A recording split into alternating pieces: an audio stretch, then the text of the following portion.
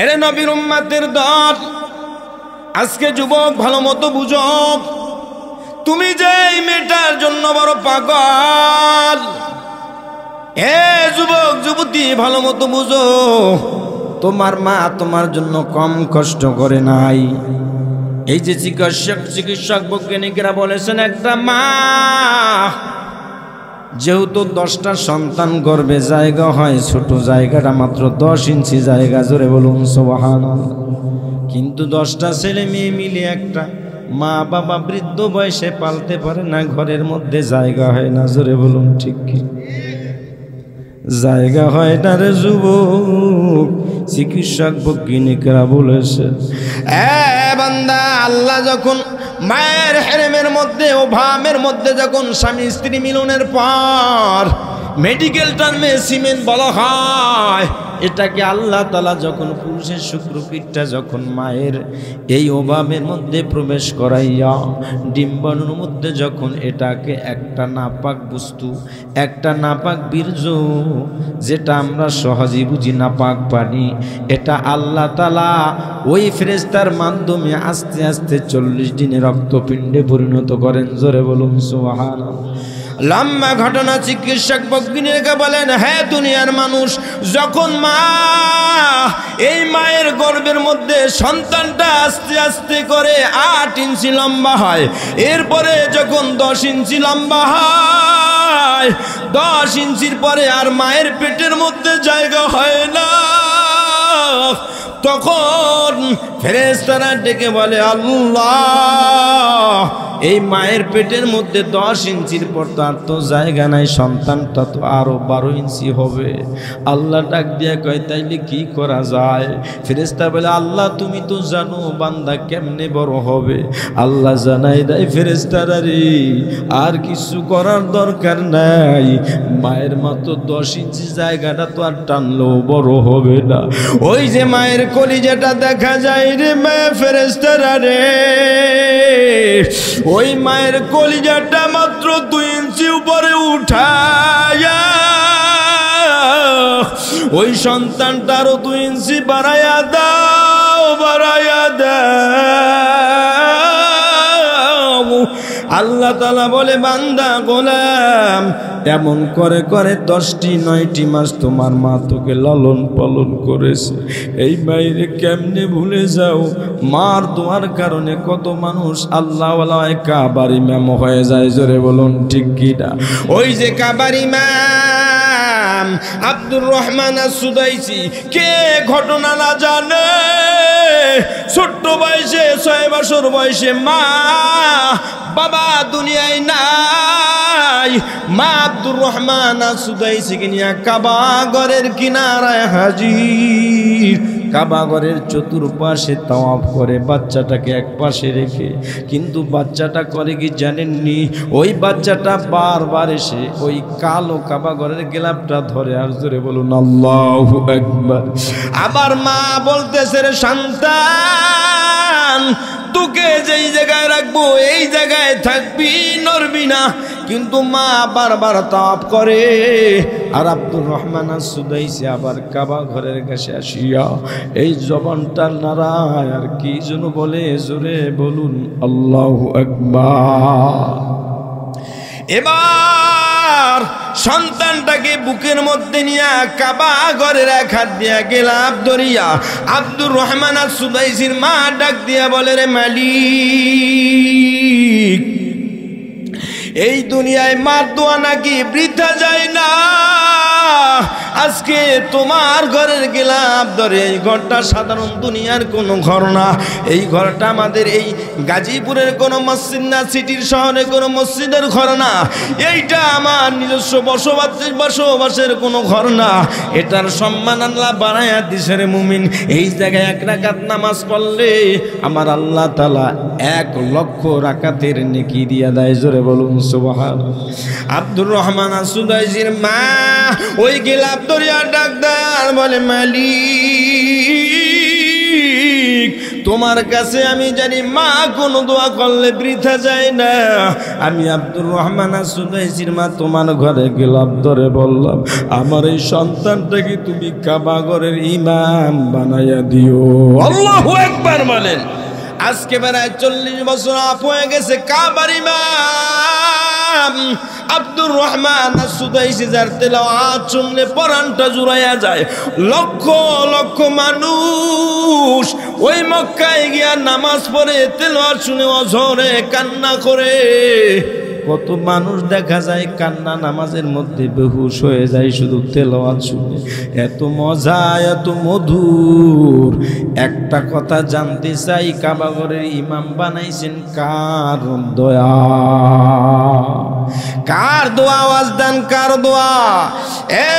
গাজীপুরের মানুষ লম্বা চূড়া আলোচনা না, সংক্ষেপে আলোচনা করব।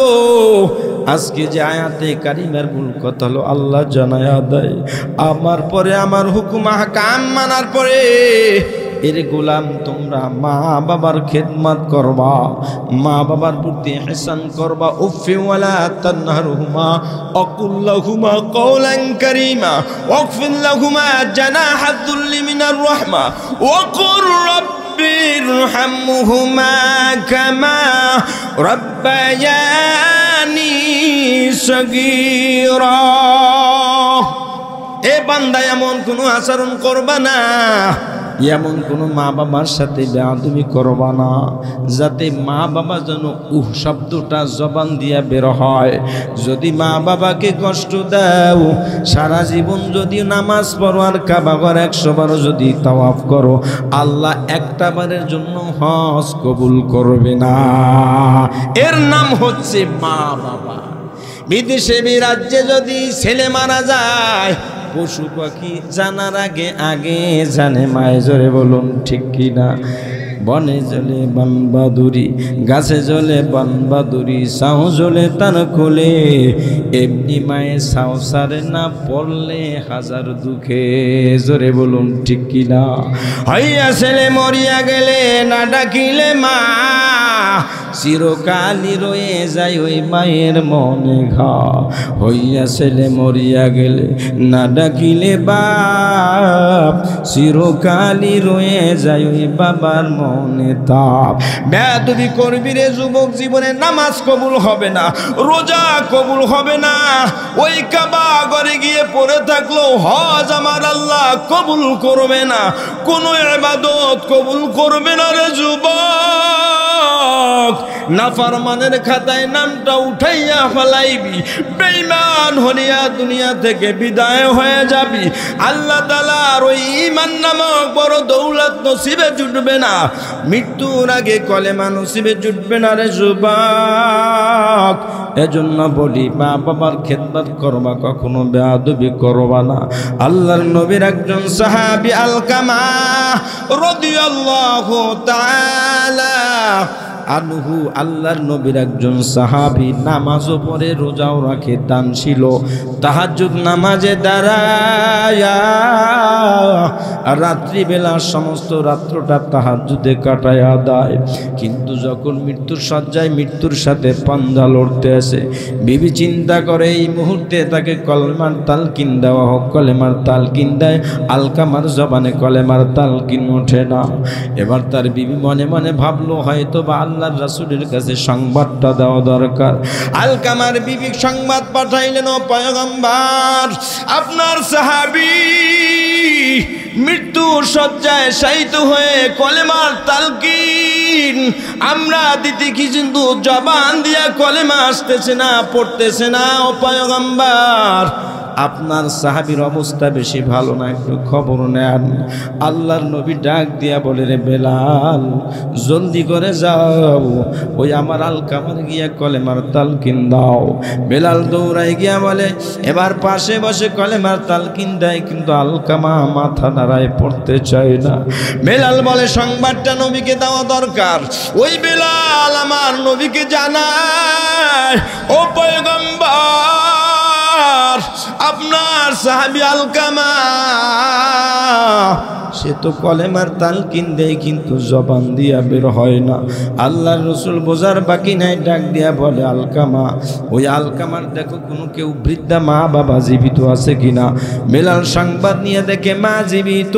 বেলাল ডাক দিয়া বলে পয়গম্বর আপনাকে সালাম জানাইছে, আপনি কি যাবেন না? পয়গম্বর আসবে। বলে আল্লাহর রাসূলের আসার দরকার নাই, আমি চলে যাব।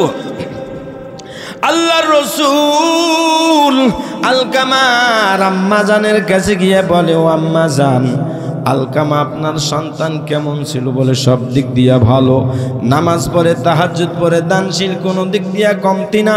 তবে হ্যাঁ বলেন, আপনাকে কোনো জায়গায় কোনো সময় কষ্ট দিয়েছে কিনা? আলকামার মা চোখের পানি ফেলে রে বলে পয়গম্বর আপনার সাহাবী নামাজে ভালো, রোজায় ভালো, দানশীলে ভালো, কিন্তু মাঝে মাঝে তার স্ত্রীর কথায় আমাকে কষ্ট দিত, আর কিছু করত না। আমার মাঝে কি আমার উপরে তার স্ত্রীর প্রাধান্য দিত কথাটা, এইতে আমি একটু কষ্ট পাইতাম। আল্লাহর রাসূল বোঝার বাকি নেই। আল্লাহর রাসূল ডেকে বলে রে বেলাল, আর বোঝার বাকি নাই। আলকামার জবান দিয়া যত চেষ্টা করো, ওই আলকামার জবান দিয়া কলেমা বের হবে না যতক্ষণ পর্যন্ত তার মা মাফ না করবে। মাকে ডাক দিয়া বলে, ও আলকামার মা, আপনার সন্তানকে আপনি মাফ করে দেন, আপনার সন্তান জাহান্নামে জ্বলবে, এটা কি আপনি চান? বলে না। বলে আমি কেমনে মাফ করব? কেন আমার উপরে প্রাধান্য দিয়েছে স্ত্রীকে। আল্লাহর রাসূল বললে, ও বেলাল, জলদি করে কাঠ সংগ্রহ করো।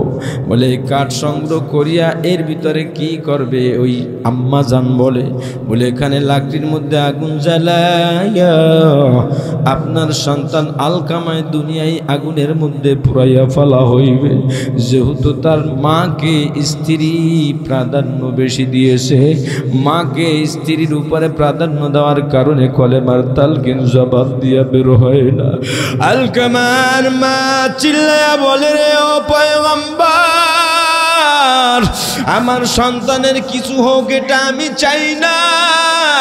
আমি মা আলকামাকে ক্ষমা করে দিলাম, মাফ করে দিলাম। আল্লাহর রাসূল বলে, ও বেলাল, জলদি করে যাও, যায় দেখো আলকামাকে কলেমার তালকিন দাও, তার মা ক্ষমা করেছে। বেলাল ঢুকতে ঢুকতেই ভিতর থেকে আওয়াজ আসতেছে, লা ইলাহা ইল্লাল্লাহু মুহাম্মাদুর রাসূলুল্লাহ। এটা পড়তে পড়তে দুনিয়া থেকে বিদায় হয়ে গেছে। জোরে বলুন সুবহানাল্লাহ। দুনিয়ার মানুষ, আল্লাহর রাসূল জানায় দেয়, বেলাল, আলকামার সুন্দর মুসুক গোসলের ব্যবস্থা করো, আলকামার জানাজা আমি নিজে পড়াইব। জোরে বলুন সুবহানাল্লাহ। এজন্য বাজার, যদি জীবনটা ওই মা বাবার প্রতি আপনি বেজার থাকেন, মা বাবা যদি শত কষ্ট দেয়, আপনি কখনো মা বাবাকে কষ্ট দিবেন না।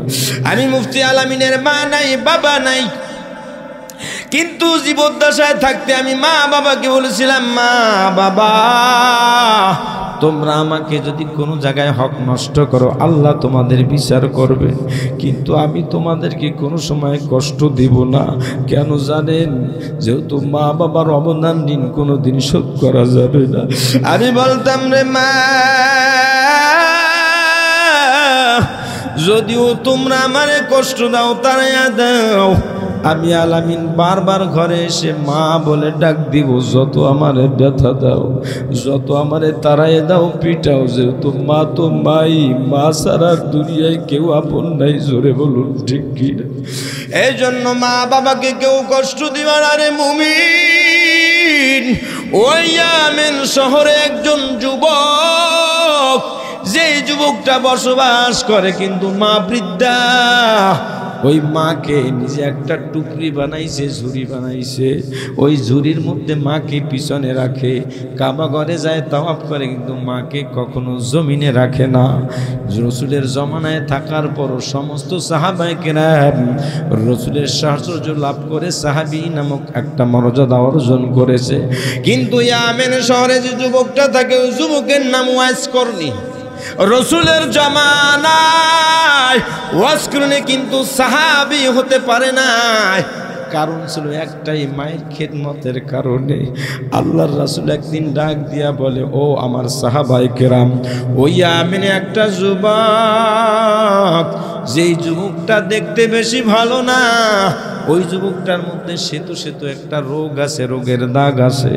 ওই যুবকটা যখন কোনোদিন মদিনায় যদি আসে, আমার দেখাইবা, আমার কাছে নিয়ে আসবা। জোরে বলুন সুবহানাল্লাহ। ওই ওয়াসকরনি ওই ইয়ামেনে বসবাস করে আর মায়ের খেদমত করে। একদিন মার কাছে বলে, মা, ওই যে পয়গম্বর যার চেহারার দিকে তাকাইলে ক্ষুধা নিবারণ হয়ে যায়, ওই মায়ার নবী যার সুপারিশ পেয়ে মানুষগুলো জান্নাতে যাবে, যেই নবীর চেহারা দেখে ইহুদি খ্রিস্টান মুসলমান হয়ে গেছে। ও মা, তুমি একটু যদি অনুমতি দাও, আমি ইয়ামেন থেকে আমার ওই রসুলের কাছে গিয়ে একটু দেখা করে আসি। মা ডাক দিয়া বলে, রে সন্তান, চলে যাও, তবে বেশি দেরি করবা না, দেখা করে আবার কথা বলে আমার কাছে চলে আসবা। জোরে বলুন সুবহানাল্লাহ। আরে আওয়াজ দেন জোরে সুবহানাল্লাহ। ওই যুবক একদিন ইয়ামেন থেকে রওনা মদিনার দিকে। মদিনায় যেদিন প্রবেশ করেছেন, ওই দিনকার আল্লাহর নবী কোন এক যুদ্ধের ময়দানে সাহাবীদেরকে নিয়ে মদিনার শহরের বাইরে বের হয়ে গেছে। আল্লাহর রসুলের দরবারে আসছে। আসার পরে জিজ্ঞাসা করে, নবী কই? বলে, নবী একটু আগেই এই মদিনা শহর ছেড়ে যুদ্ধের ময়দানের দিকে রওনা। চোখের পানি ফেলাইয়া বলেন, মালিক, ওই মায়ের কাছে বিদায় নিয়ে আসলাম। নবী, আল্লাহ তোমার বন্ধুকে দেখার জন্য দেখতে পারলাম না। মার কথা মনে পড়ে গেছে, কখন বলা যায় না, নবী বলে যায় না, যুদ্ধ শেষ না করা পর্যন্ত আসবে না। আবার ওই মায়ের কথা মনে পড়ে, ওয়াইস করনি আবার ইয়ামিনের দিকে রওনা। ওই রওনা হয়ে চলে গেলেন। আল্লাহর নবী মদিনায় আসলেন। আসার পরে সাহাবায়ে কেরাম ডেকে ডেকে বলে, ও পয়গম্বর, একটা যুবক, ওই যুবকটা ইয়ামেন থেকে আপনার খোঁজে এসেছিল, দেখতে কেমন? রসুল বর্ণনা পেয়ে নিশ্চয়ই বলতে আছে, সাহাবায়ে কেরাম, এই লোকটাকে চিনো না?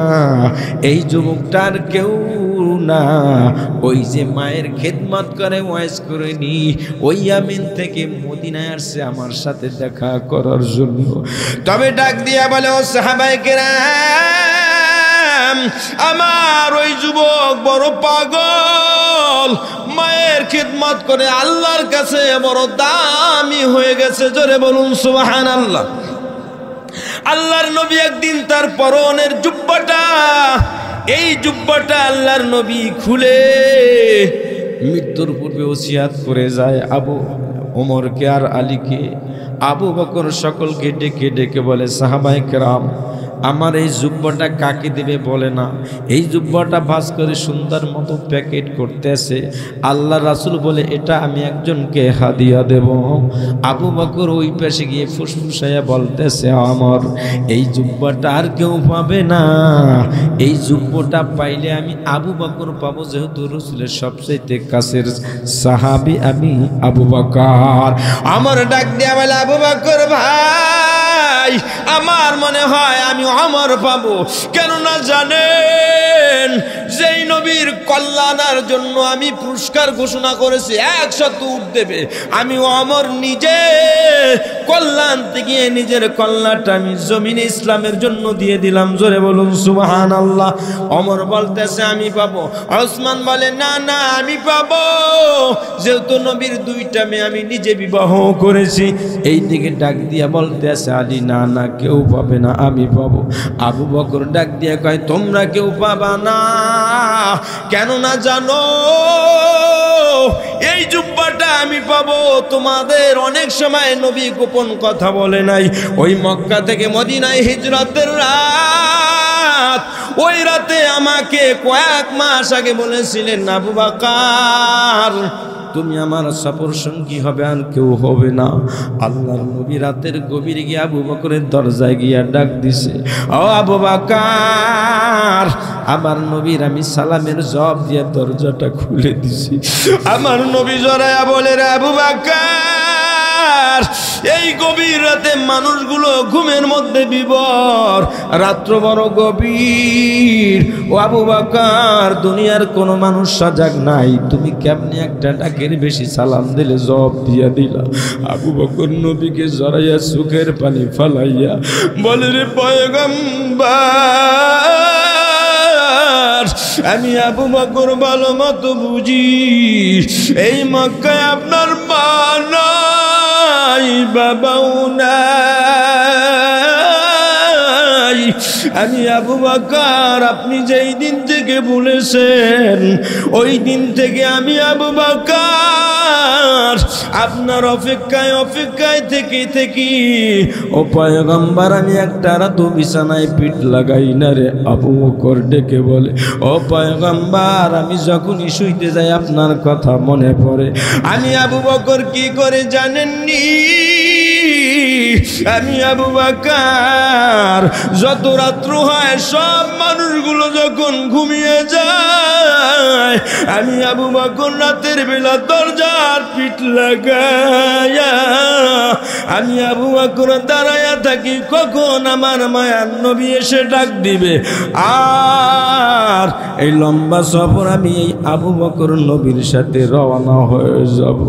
আবু বকর ডাক দিয়া বলে, এই সফর সঙ্গেও আমি ছিলাম, তোমরা কেউ ছিলা না, কাজী আমি নবীর জুব্বাটা আমি আবু বকর পাবো। এক এক করে ওমর বলে, আমি পাবো।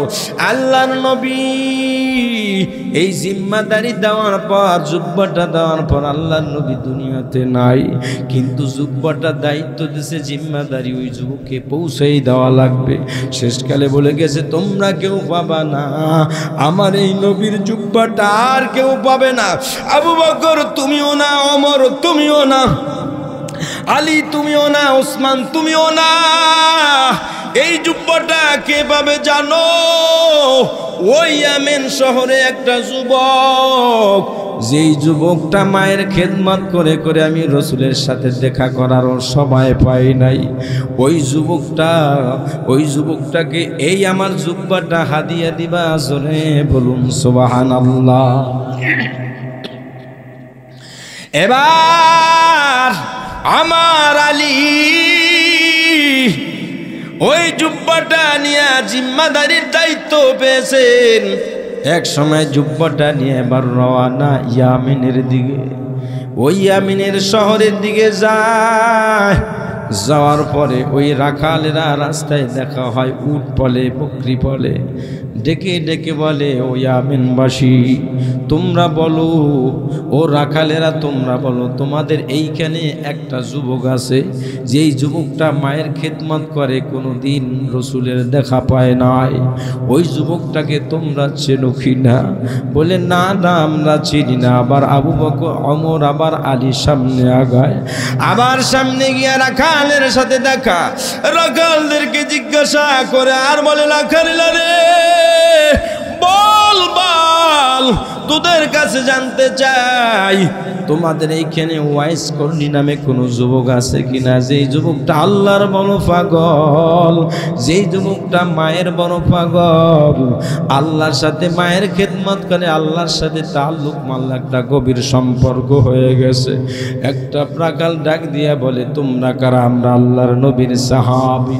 ডাক দিয়া বলে, ও সাহাবায়ে কেরাম, ওই লোকটাকে তেমন আমরা চিনি না, তবে ওই যে পাহাড় দেখা যায়, পাহাড়, ওই পাহাড়ের উপরে একটা যুবক, ওই যুবকটা পিঠের মধ্যে কি যেন একটা টোপলা নিয়ে ঘুরে, ওই টোপলাটা কখনো জমিনে রাখে না। আবার দেখি টোপলার ভিতরে কে যেন একটা মুরগির বাচ্চার মতো ছোট একটা এরকমের একটা টোপলা, যেই মুরগির বাচ্চার মতো জীর্ণ শীর্ণ কি যেন দেখা যায়, এইটাকে জমিনে নামাইয়া কি যেন পাখির মতো ঠোঁটের মতো দিয়ে দিয়ে খাওয়ায়, আবার ভিতরে নিয়ে ঘোরে।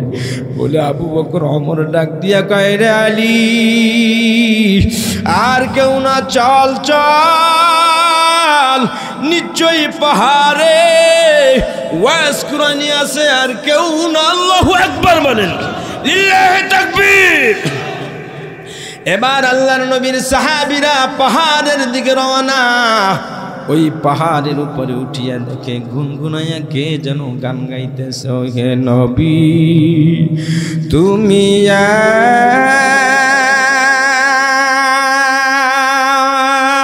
আমার প্রাণের প্রাণ, ও হে নবী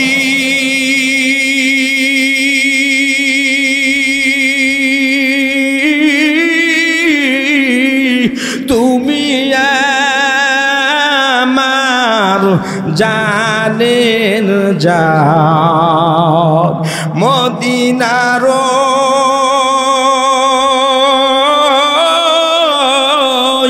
ধুলা যদি আমি পাইতাম, চোখে মুখে বুকে আমি মাখিতাম।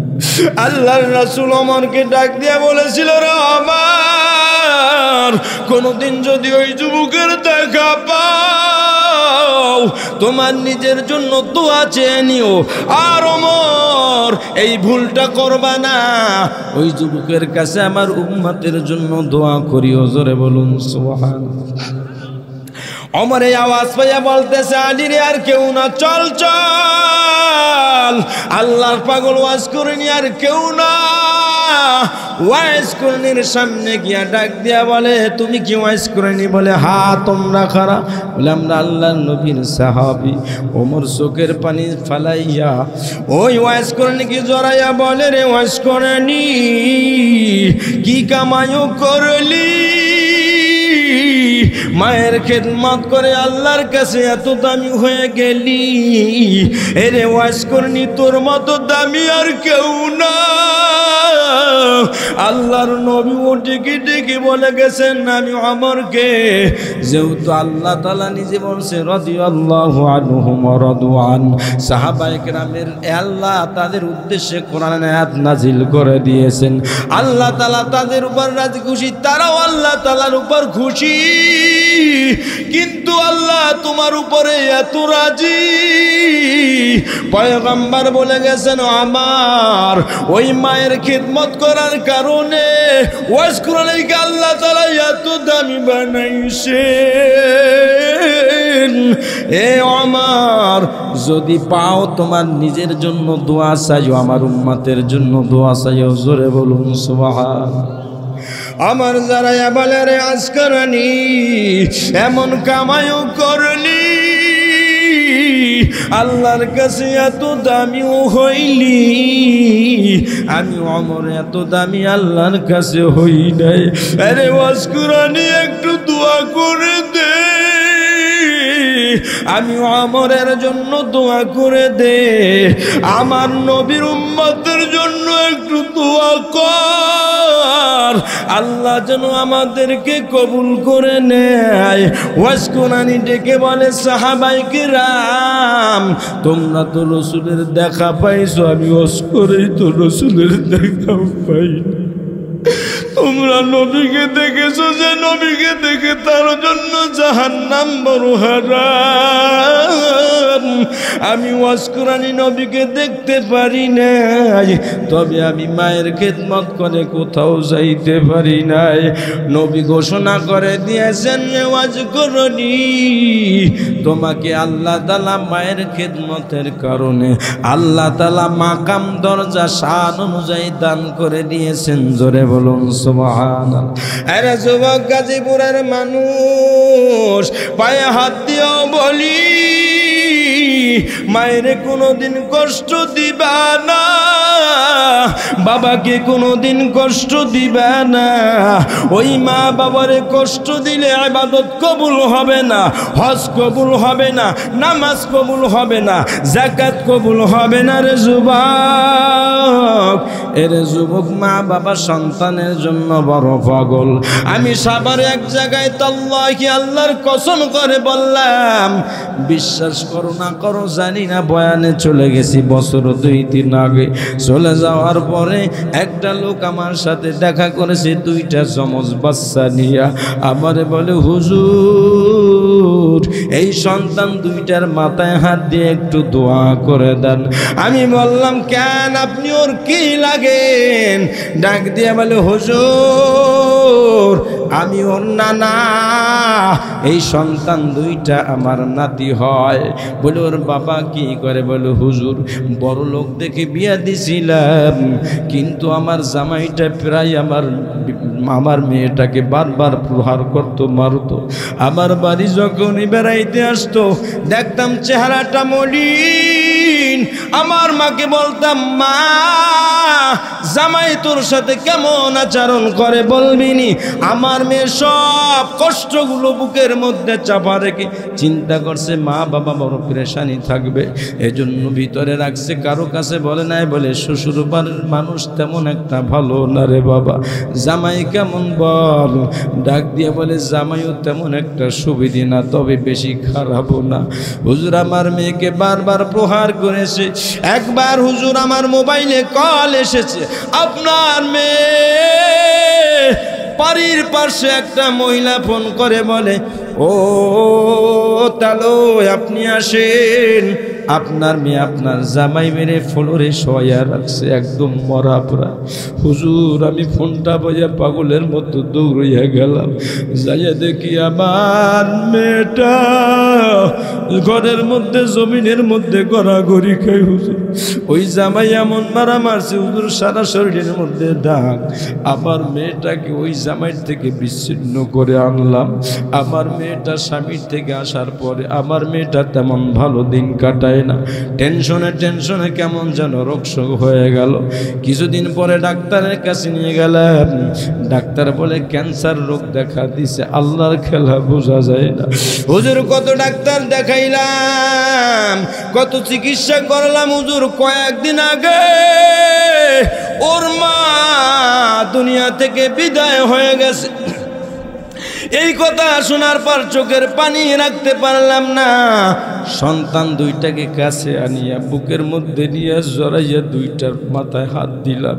হাদিসের কথাটা মনে পড়ে গেছে, এতিমের মাথায় হাত বুলাইলে যতগুলো চুল হাতের মধ্যে পড়ে ততগুলো নাকি আল্লাহ তাআলা আমল নামায় দিয়ে দেয়।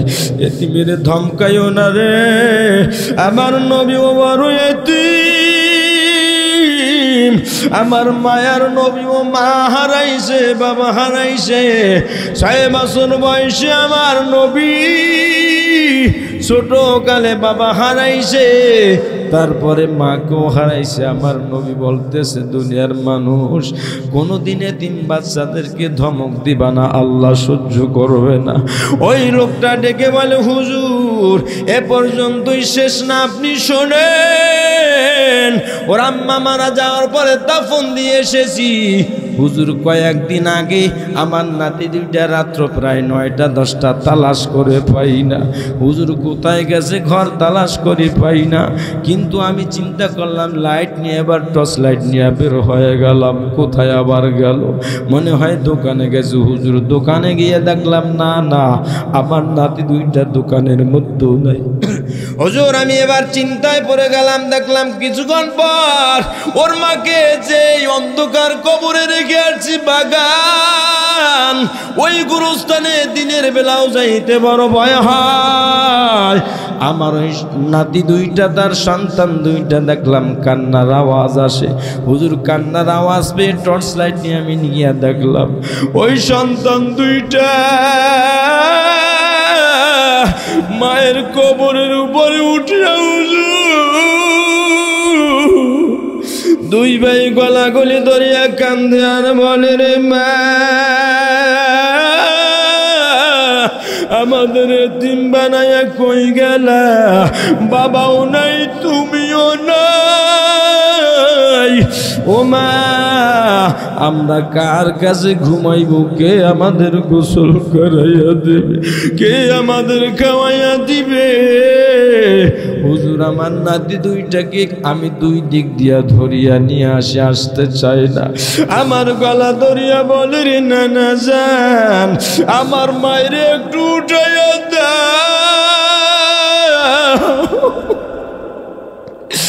আমার মায়ের জনমের ঘুমায়, আর বুঝি সারা দিবি না। এজন্য বলি রে যুবক, মা বড় জিনিস, যেদিন হারাইবা সেই দিন বুঝবা। আমার নিজের বাড়ি থেকে আমি নানা বাড়ি বেশি রয়েছি, আমার মামার বাড়ি থেকে আমি লেখাপড়া করেছি। আমাকে আমার মামানি সবচেয়ে বেশি আদর করত। ওই মামানির কথা যখন মনে পড়ে, রাত্রিবেলা ঘুমাইয়া গেল আমাকে উঠাইয়া খানা খাওয়াইতেন। ওই মামানি আজ দুনিয়ায় নাই। আল্লাহ, এই ময়দানে যাদের মা নাই বাবা নাই, আল্লাহ তাদের কবরগুলা জান্নাতের টুকরা বানায়া দিও।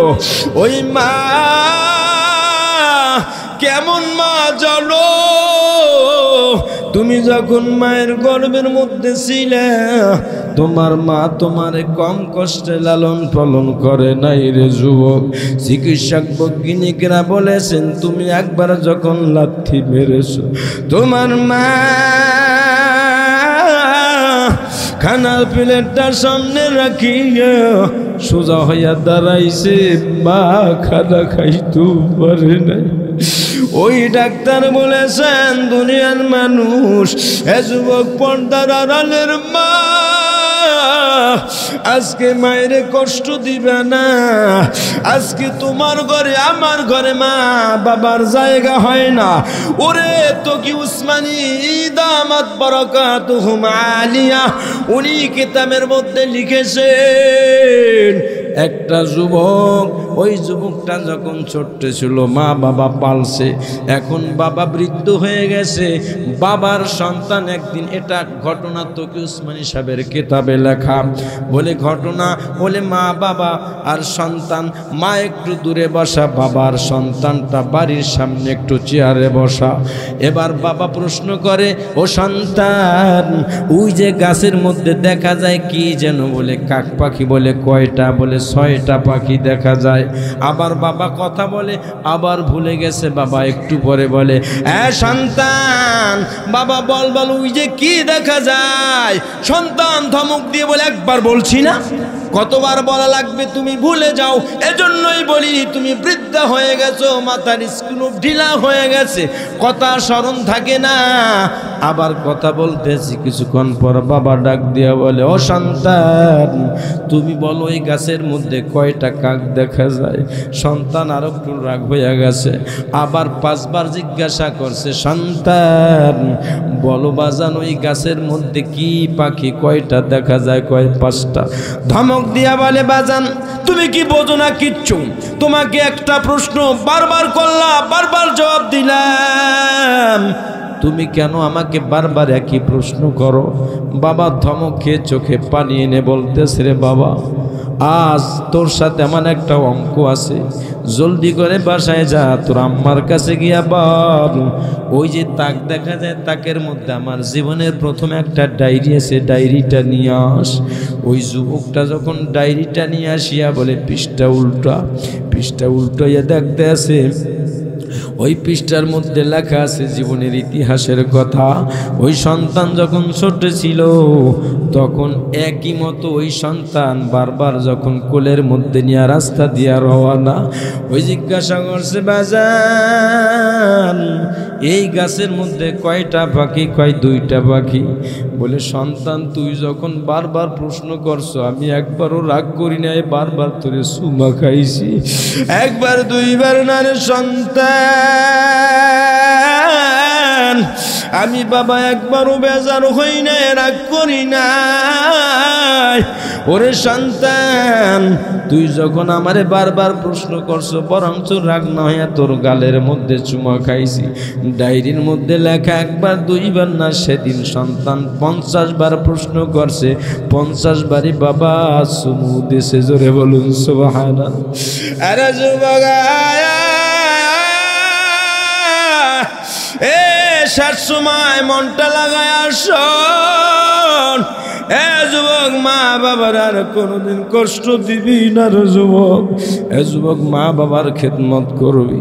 আমার বন্ধু আজাদি বলছে, খিলগাঁওতে আমি যখন জুমা পড়াইতাম খিলগাঁও বসাবো, বলতেছে একটা যুবক এই মা বাবার আলোচনা শোনার পর রাত্র 12টার দিকে ফোন করছে।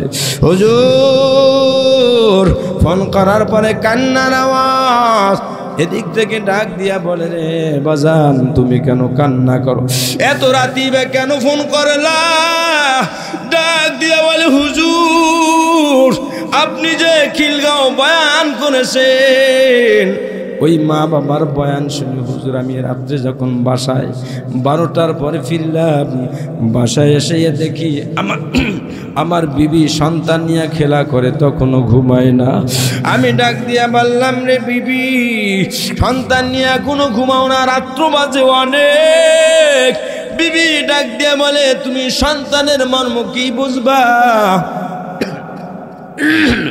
এই সন্তানটাকে নিয়ে আমি যখন ঘুমাইতেছিলাম, বাম পাশে নিয়ে প্রসাব করে মা বলে ডাক দিছে, ডান পাশে শুয়াইলাম। ডান পাশে যখন খাতাটা ভিজাইয়া ফেলাইছে, তখন ডানে বামে তাকাই দেখি শুকনা জায়গা নাই। আমি সন্তানটা বুকের উপরে নিলাম, সন্তান ঘুমায় না। সন্তান পালা কি যে কষ্ট,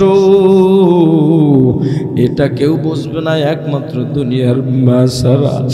এই কথা মনে পড়ে গেল হুজুর, যখন বুঝলাম আমি 10 বছর আগে আমার মা বাবার সাথে রাগ করে ঢাকায় চলে আসলাম। হুজুর, আমি একজন সচিব, আমার নামটা বললে আপনি চিনবেন, এলাকার মানুষও চিনবে, নাম বললাম না। এই সচিব হয়েছে, বড় শিক্ষিত হয়েছে, 10 বছর হয় মা বাবার সাথে কোনো যোগাযোগ নাই। 10 বছর পরে এই বয়ান শোনার পরে হুজুর আমার রাত্র কাটায় না। আমি ওই রাত্রি আমি রওনা হলাম, জামা কাপড় সব কুচ করে হুজুর বাড়ির দিকে রওনা।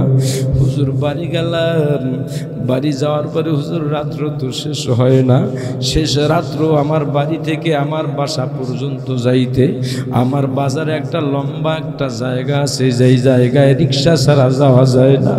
হুজুর ওই রিক্সা, এত গভীর রাত, কোনো গাড়ি নাই। একটা বৃদ্ধা লোক প্রচন্ড শীতের কারণে নাকটা মুখটা সব থেকে চোখটুকু মাত্র বাহির করা।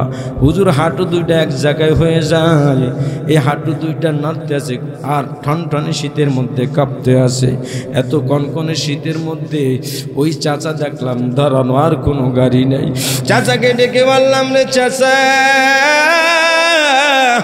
এত রাতে কেউ নাই, সবাই যখন ঘুমের মধ্যে ঘুমায়, তুমি এত রাতে এইখানে কেন একা একা রিক্সা নিয়ে দাঁড়ায় আসো? ডাক দিয়া বলে, হা, তুমি কে, কোথায় যাবা, কোথায় তুমি যেতে চাও? ডাক দিয়া বলে, রে চাচা, অমুক বাড়ি আমি যাব, অমুক বাড়ি আপনি আমাকে নিয়ে যাইতে পারেন কি?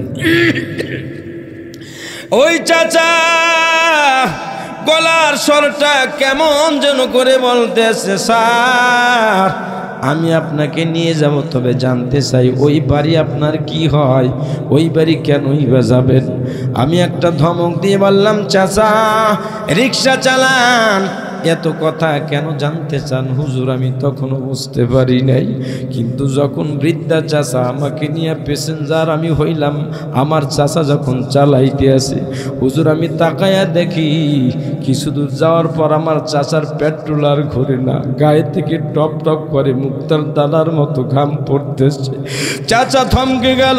আমি বললাম, চাচা আমি দেখি বুঝেছি আপনি পারবেন না, তো প্রচন্ড শীতের রাতে চাচা চাচা ডেকে বলে, রে ও স্যার আমার বুকের মধ্যে একটা ব্যথা উঠছে, এই জন্য চালাইতে পারি না। ওই ডাক দিয়া বলে, স্যারে সচিব স্যারে ডাক দিয়া বলে, চাচা আমার ব্যাগের মধ্যে ঔষধ আছে, আপনি ব্যথার ঔষধ খান, পানিও আছে, ব্যথা ঘুষে যাবে। ওই চাচা ডাক দিয়া বলে, স্যার এমন একটা ব্যথা দুনিয়ার কোন ডাক্তার কোন ফার্মেসির ঔষধ খাওয়াইলে এই ব্যথা কমবে না রে স্যার। আমার অন্তরের মধ্যে এমন এক ব্যথা, আমার অন্তরের মধ্যে একটা ব্যথা, যেই ব্যথা আপনার ঔষধে কমবে না। কেন কমবে না? বলে আজকে আমার জীবনের দুইটা অঙ্ক মিলে গেছে। জোরে বলুন সুবহানাল্লাহ। কি অঙ্ক চাচা আপনার মিলে গেছে?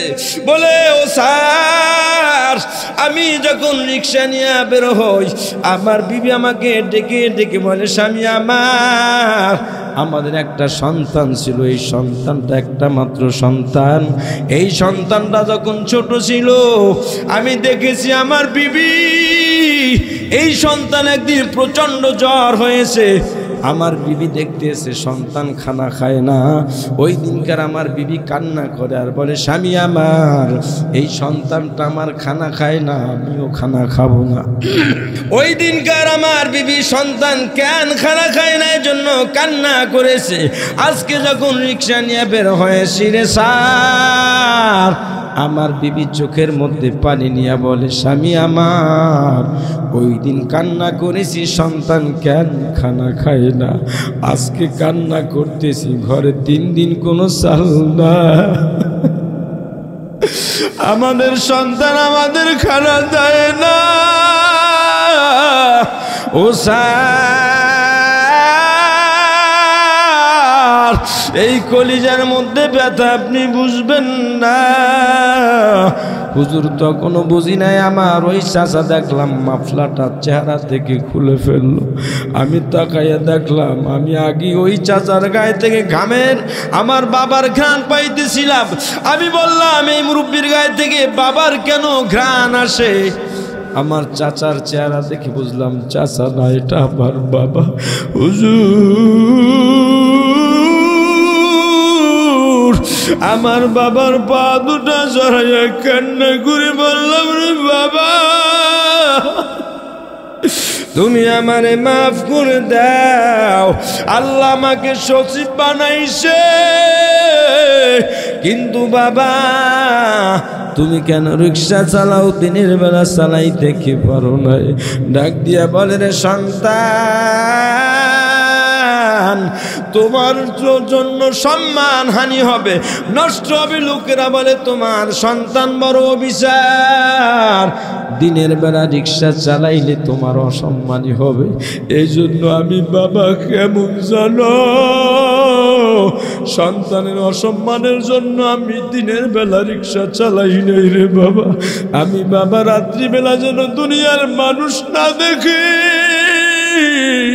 আমি বাবা রাত্রিবেলা প্রচন্ড শীত, আজকে 3 দিন ঘরের মধ্যে কোনো খানা নাই রে বাজান, তোর মা কান্না করে কি খানা দেব?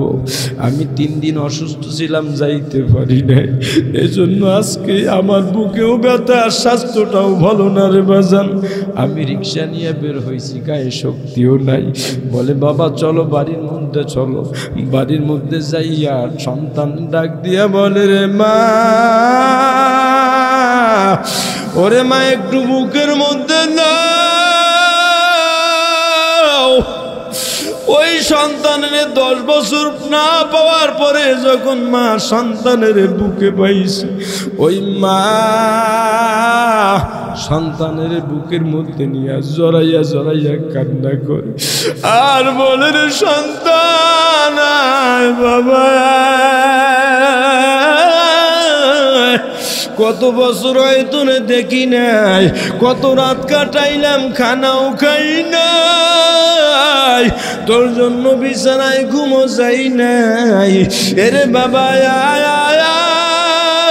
নাই, আমার কলিজাটা শুকায়া গেছে।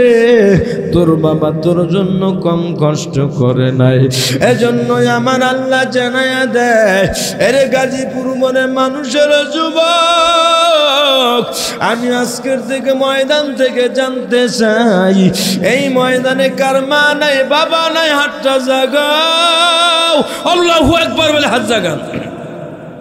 আর বলেন আমার মা বাবারে কোনোদিন কষ্ট দেব না, আল্লাহ আমার মায়েরে কোনোদিন কষ্ট দেব না, বাবারে কোনোদিন কষ্ট দিব না, মা বাবার খেদমত করব। রাজি আছো তো সবাই? আল্লাহু আকবার বলি।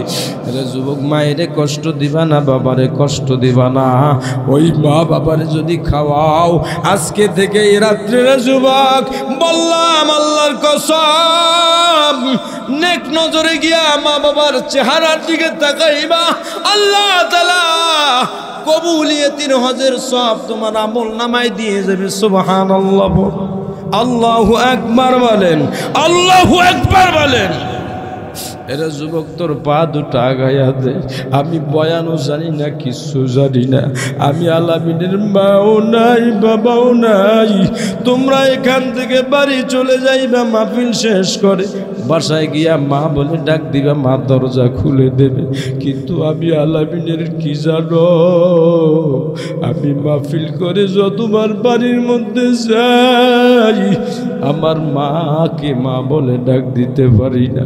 এই যে গেল আমার বন্ধুরা বলছে লাও গাউসিয়া মার্কেটে কাপড় কিনবো, গাউসিয়া আমি থাকি ওইখানে জুমার নামাজ পড়াই। আমি যখন কাপড় কিনতে যাই, আমার বন্ধুরা কাপড় কিনতে আসে মায়ের জন্য, আমারে ডাক দিয়া বলে বন্ধু তোর মার জন্য কি তুই কাপড় কিনবি না? আমি চেহারাটা ভিন্ন দিকে ঘুরাই, চোখের পানি রাখতে পারি না, কলিজার মধ্যে আগুন। আমার বন্ধু থেকে দোকানের ভিন্ন দিকে চেহারাটা ঘুরে চোখের পানি ফেলে কান্না করি। আমার বন্ধু ডেকে বলে, রে বন্ধু কেন কান্না করো, কি হয়েছে তোর? আমি বললাম বন্ধু এইটা বুঝাইতে পারবো না, তোর মা আছে, আজকে আমি আলামিনের লক্ষ টাকার মালিক, কিন্তু কাপড় কেনার পর আর আমার ঘরে মানুষ।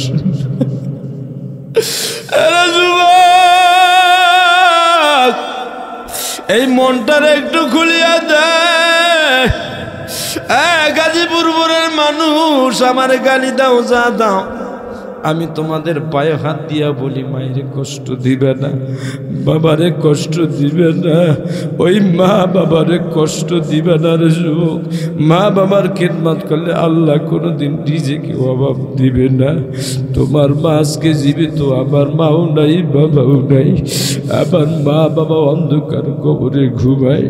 ওই কবরের কিনারায় দাঁড়ায় একদিন বললাম মালিক, আমার মা বাবারে তুমি কষ্ট দিবে না, ওই কবরে তুমি তাদেরকে ছোটবেলায় যেমন লালন পালন করছো এইভাবে লালন পালন করো। এই জন্য আমার আল্লাহ জানায়া দেয়, ওয়াকাদা রাব্বুকা আল্লা তা'বুদু ইল্লা ইয়্যাহু ওয়া বিল ওয়ালিদাইনি ইহসানা।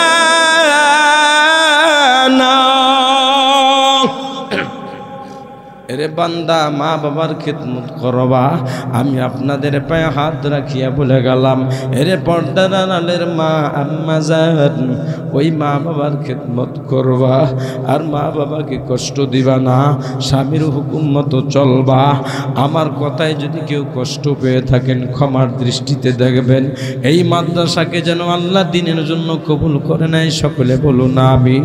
এই মাদ্রাসা আপনার একটা সন্তান দিবেন, এই সন্তানটা কোরআনে হাফেজ বানাইবেন, আলেম বানাইবেন। এরে মা একটা সন্তান আলেম বানাইলে কত দাম জানো?